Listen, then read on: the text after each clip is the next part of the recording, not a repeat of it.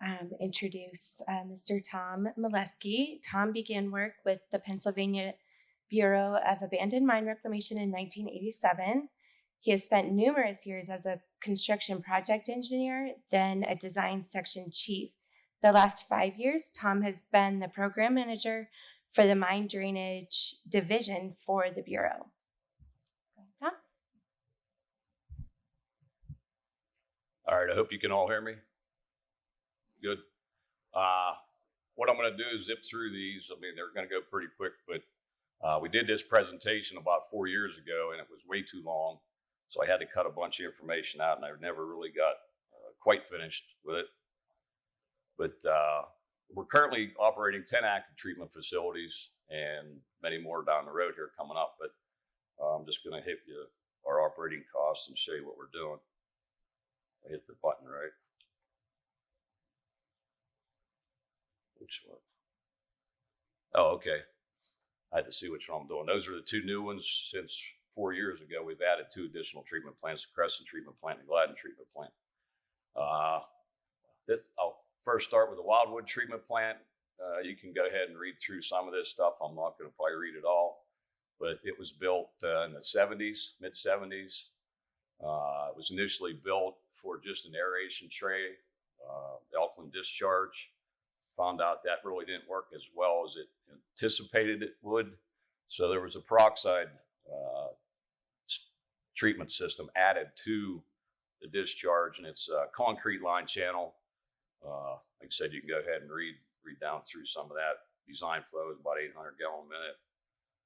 There's the peroxide treatment facility. We're right now in the process of getting some new buildings put in around there. But last year, it cost us $59,000. You can see the number, $59,600 some dollars to operate that facility. If I add labor in, about another $7,000 for the labor at that site. Pretty low maintenance. About every 10 or 15 years, we got to do the sludge manner, get the sludge out of the system. We drain it, clean it all out. So it's a pretty simple system. If I'm pushing buttons. There's a lot of background here on this site. This is Lancashire 15. It's associated with Lancashire 20 site. You'll see in a minute as well. But in the general, we took this discharge out of the Ohio Basin and put it into the Chesapeake Bay Basin down the West Branch. There's a lot of whys, but don't ask.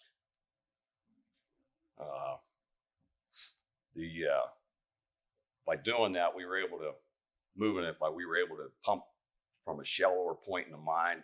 We were acidic to start, but we knew it would probably at some point go net alkaline. Well, it did that much quicker, and the treatment plant itself had to be modified, and we did some testing and changed it over to a peroxide treatment system now. It's working very well. You can see some pictures during construction there, and the price tag, and this was in 12 years ago, 13 years ago, about $12.5 million to build.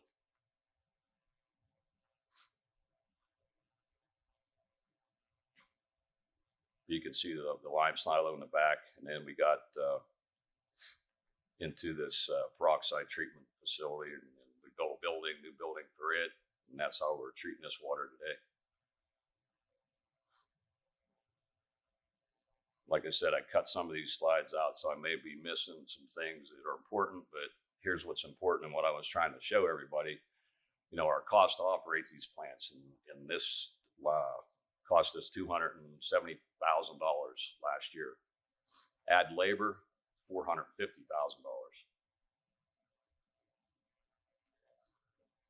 This one is upstream of the 15 mine.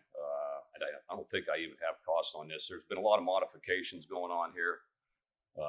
Dean and Roger in the back right here. If you want questions on all that, they can answer. But we're moving the access to the mine. We're putting an aeration tray in, cleaned all the sludge out of these ponds. But like I said, I don't think I did have costs on these ones. This is a pretty neat little system here. It was a hydrated lime system. We've since converted it to caustic soda. But the the East Branch Lake Dam there, you can see on the right side of that topo map, was pretty lifeless because of this Swamp Creek discharge. But it's just an in-stream doser basically, and it's brought that entire dam back into a fishery. But like I said, that lime silo was just recently changed out there, and you can see, we put this new system in here. There's really no labor up there, but guys check on it now and again. We just fill the tank up, but it costs $24,000. Treats about 8,000 gallons a minute, but it's $24,000 it cost us to operate that. That's without the modifications. I mean, and these things are just, when you do maintenance or have to upgrades, your costs get out of control sometimes. Here's the Hollywood Treatment Facility. It's North Central PA. Capital costs. It was built in about the same time Lancaster plant was, but about $14.5 million. This one has about 20 mine seals, too, so you can see right there, but we're draining this gravity into 3 pump stations. The pump stations take it into the treatment plant where water is treated and then discharged back into Bennett Branch. Bennett Branch has this year now been delisted from EPA's impaired list, like 33 miles. Construction cost, like I said, it was like $14.5 million. You can see we got one, I think it's a 190-foot clarifier up there. Should have had an extra clarifier, but that's another story for this one. But you can see the treatment facility, control building, mixing tanks, lime silo there.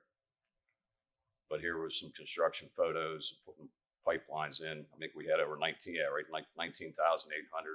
feet of conveyance lines to the pump stations. There you can see the clarifier working. There's always issues. Every day there's something different, but it's doing its job. Annual operating costs, some $400,000 last year.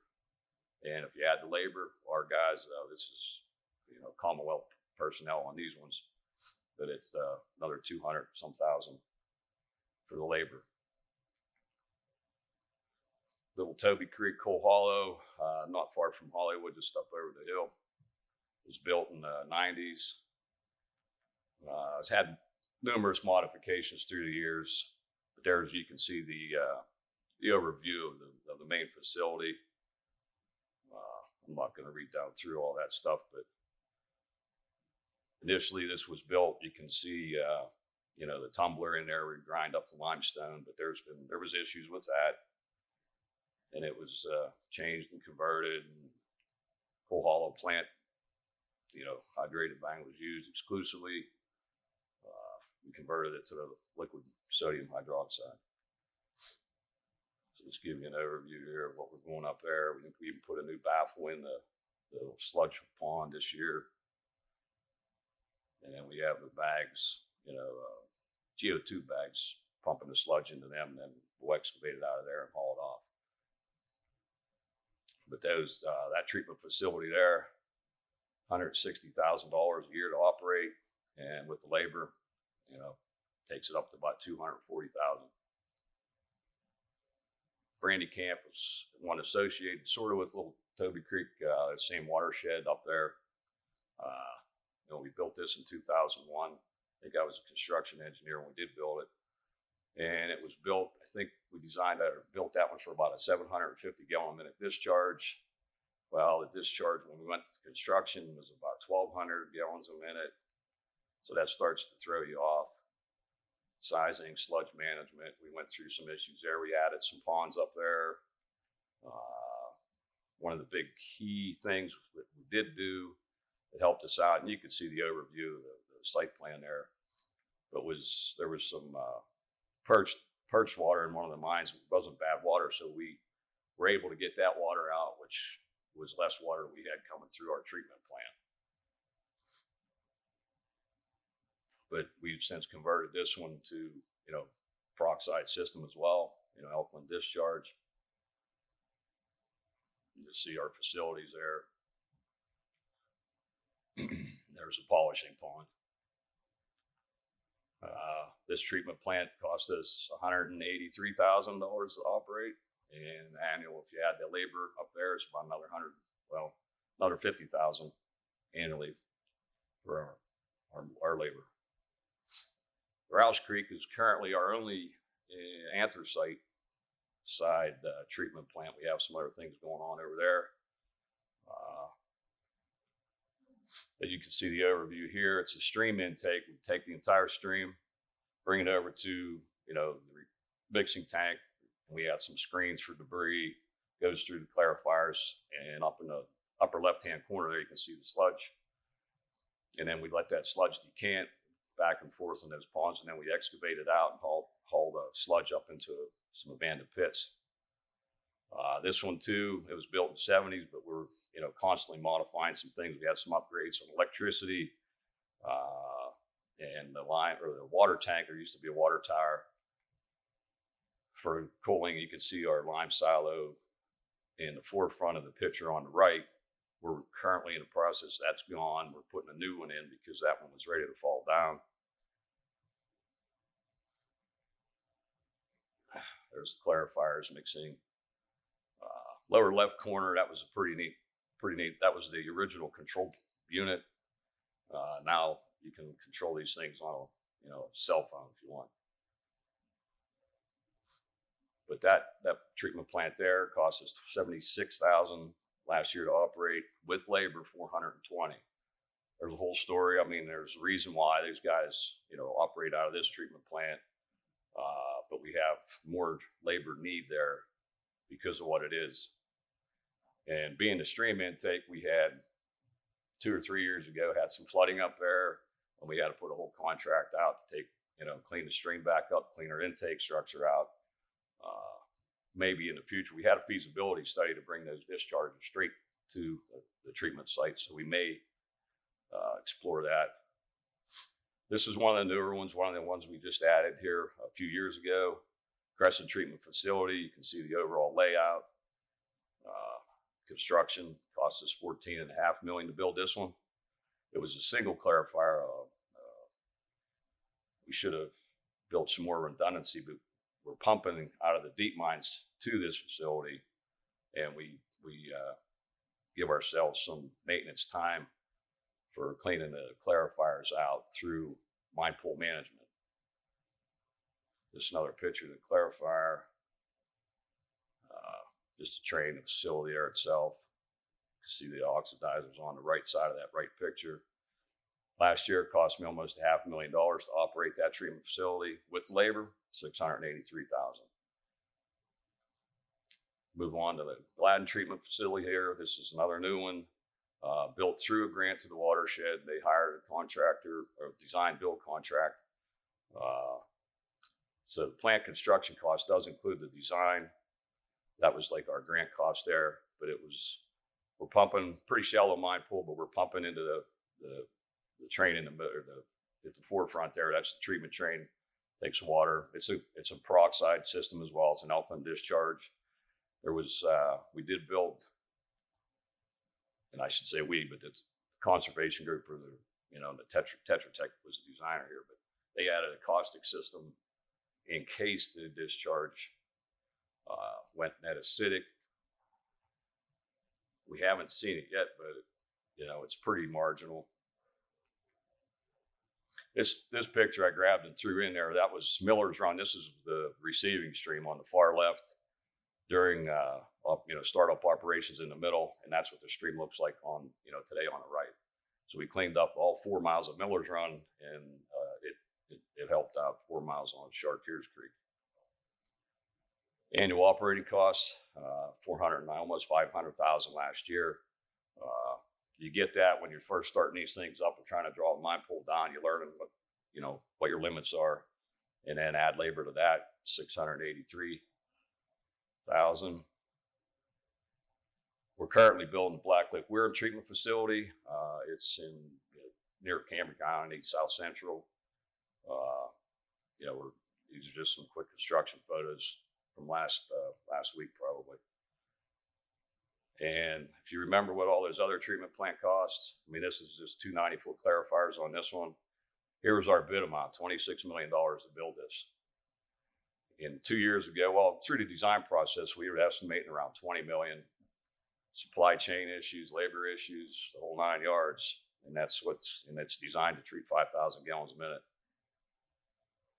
Currently, we have Quake Cake. The final design of it's pretty much done. It's another one in the anthracite region. We also have Morris Run Tioga River Treatment Facility up in Tioga County. It's going to clean up the Tioga River down into the Tioga Hammond Dam. But these prices are pretty expensive. Pretty close to get into the design phase will be this Little Conemaugh treatment facility. It'll clean up 22 miles of Little Conemaugh. And the Audenried Green Mountain, we're just now able to get onto this one, and we're looking at putting a treatment facility on that. I started putting a list together of other ones, but it's endless almost, so I stopped. But total operating costs last year, $1.9 million, and with labor, $2.8 million. That's what it costs us to operate these treatment plants. So the more we put on, it's just going to generate more and more annual dollars that we need to get out there. So that's it in a quick nutshell, I guess.